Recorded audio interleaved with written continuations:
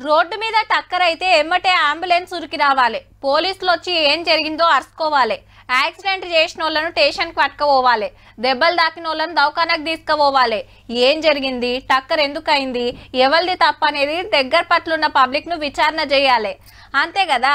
కానీ ఈడ గట్ల కానందుకే సీదా ఎంపీ సారే దిగిండు. భూపాలపల్లి జిల్లా గంగారం ఎస్సీ కాలనీలకి కారోడ్ చేసిన ఆగానికి 2 పానాలు పోతే దెబ్బలు దాకిన ఇంకో మనిషిని తీసుకొని అక్కడ ఉన్నోళ్ళంతా దవాఖానకు పోయిండ్రట. బండి డ్రైవర్ అయ్యా బీరుగా పోత పోసిండట. మరి కానీ టక్కరై గంట దాటినా పోలీసులు రాలే, డెడ్ బాడీలు తీయలే. ముచ్చడి తెలవంగానే పెద్దపల్లి ఎంపీ వంశీ సార్ పోయిండు స్పాట్ కు.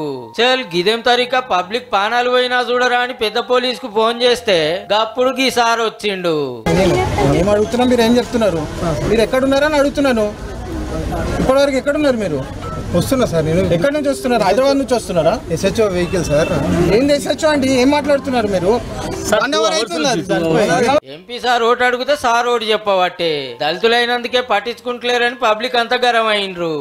వదిలేస్తారు ఇక్కడనే. ఒక 2 days ఉంటుందా ఇక్కడనే? డెడ్ బాడీ ఇట్లా ఎవరో గుద్దేసిపోయినా ముచ్చట రచ్చయ్యేటట్టుందని గప్పుడు డెడ్ బాడీలను తీసిండ్రు. ఇక ఇంటోళ్ళను వంశీ సార్ ఓదార్చి పైసా సాయం చేసిండు. సర్కార్ తరపున సుధా సాయం అవుతామన్నాడు.